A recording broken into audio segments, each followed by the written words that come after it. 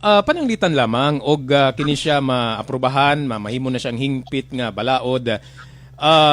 Kini siya solusyon na ba kaha ni Kapitan, sa imuhang opinion ka pa, solusyon na ba kaha kini siya nga medyo maminus-minusan ang inuntang korupsyon lagi kuno nga nahitabo kap kay bisag asa ka mangutana karon, kanto por kanto usahay mga driver, hay dong unsa na ni dong korupsyon sa Pilipinas?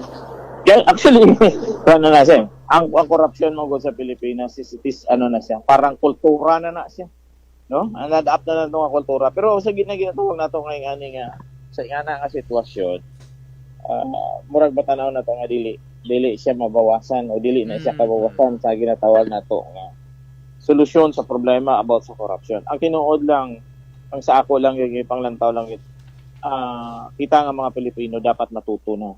No? Matuto ta kung sa ang mga nagkahitabo, sa mga past na to nga mga administration, dili na tamang yung karon.